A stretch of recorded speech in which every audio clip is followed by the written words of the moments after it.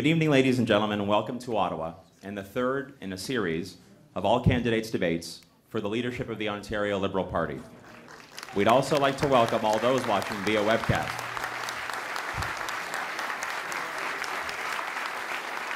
He's going to bunch up for a photo.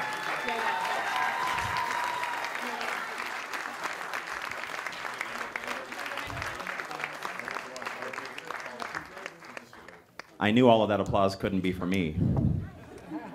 But we're going to continue with our intro. My name is Stephen Del Duca, and I'm joined this evening by Bernadette Clement. Together, we are the co-chairs for the 2013 Leadership Convention, and together we will be the moderators of this evening's debate. Bonjour et bienvenue à ce troisième débat dans notre série de débats qui seront tenus à travers la province. Dans cette course au leadership pour le Parti libéral de l'Ontario et pour nommer le prochain premier ou première ministre de notre province. Je suis ici avec mon collègue Stephen Del Duca et ensemble nous serons les modérateurs de ce débat. Good evening and welcome to the third in our series of all candidates debates for the leadership of the Ontario Liberal Party and the next Premier of Ontario. I'm joined by Stephen Del Duca, and together we will be the moderators of today's debate. We will be asking the candidates a series of questions that were submitted by members of the party. The candidates were told in advance of the general topics for each of the three segments, which are party renewal, poverty and social services, and environment and energy. But the specific questions have not been shared with anyone. The candidates drew lots for their podium locations here on the stage, and the lots have determined the speaking order we will be using throughout the debate. This is an incredibly exciting time to be involved in the Ontario Liberal Party as we continue the process to elect a new leader and premier of Ontario. And today, in the third of a series of leadership debates to occur across our province, we'll all have the chance to learn more about our candidates and the ideas that they bring to our party and to our province. Once again, please join us in welcoming all of our candidates who are here on the stage.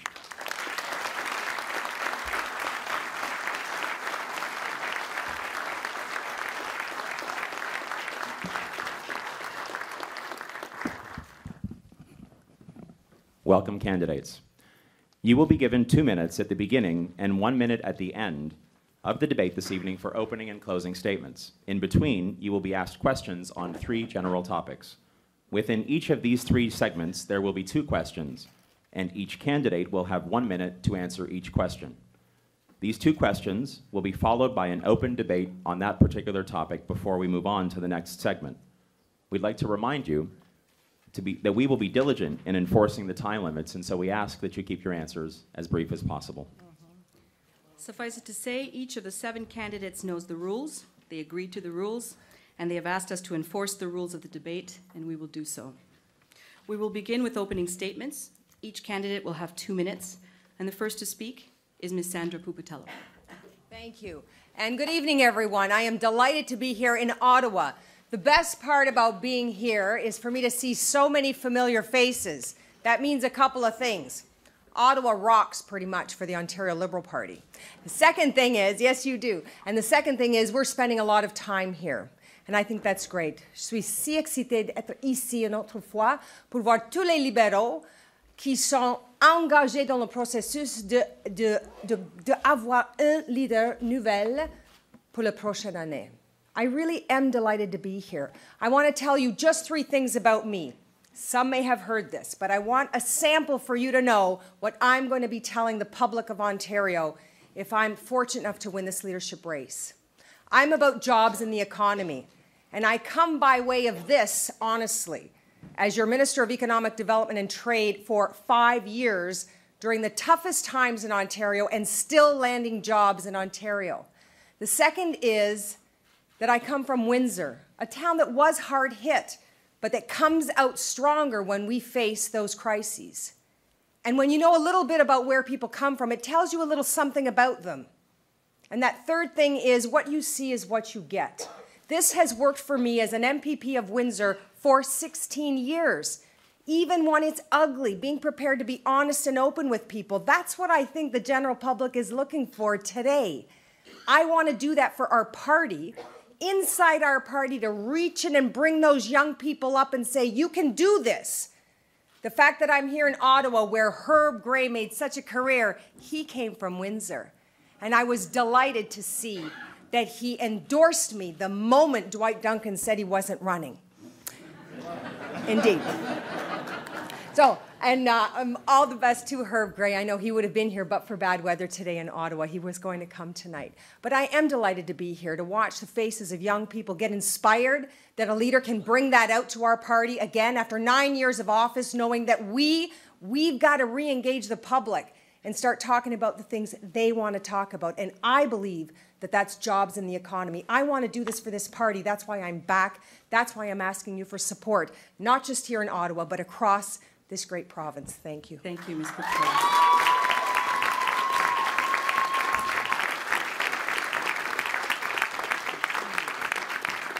Our next speaker is Mr. Eric Hoskins. Thank you very much, and good evening, everyone. It's a real pleasure to be here in Ottawa tonight to debate the future of our party and the future of this great province. In this race, we have a real opportunity not just to chart a new course, but a renewed course and future for Ontario.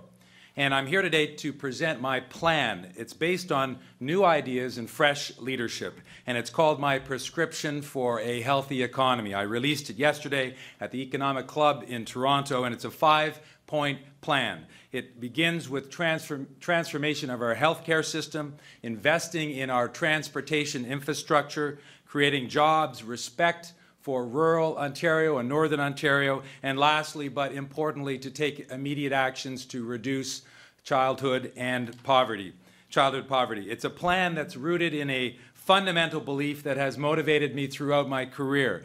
People cannot be healthy when their society is not healthy. People cannot thrive when their economy is not growing. And they cannot succeed with substandard housing, unreliable transit, and inadequate social services. Ladies and gentlemen, they can't build a better future for their children when they languish in poverty, when they don't have hope. My prescription for a healthy economy is my prescription for Ontario. They are one and the same. It's my vision for what we can accomplish together if I'm elected Premier. So I look forward to speaking more about my plan this evening, my prescription for a healthy economy in the debate this evening, because new ideas and fresh leadership are what I bring to the table as a candidate, and it's what our party and our government needs if we're going to reconnect with Ontarians and win back their trust. Thank you very much. Thank you, Mr. Hoskins. Next with her opening statement is Ms. Kathleen Wynne. Thank you very much. Good evening, bonsoir, bonjour, Annie. It's wonderful to be here in Ottawa again to have this conversation with all of you. Thank you so much for being here, and to the people who are watching online, thank you for taking time to have this conversation with us. I got into public life because I wanted to fight Mike Harris and protect my kids' school. I was fighting for the people who the Conservatives were leaving behind. So schools and healthcare and equal opportunity, that's why I'm standing here. That's what I'm about. And for me, that why is what Liberals are all about, why we do what we do. That's why we have to create investment in order to create jobs.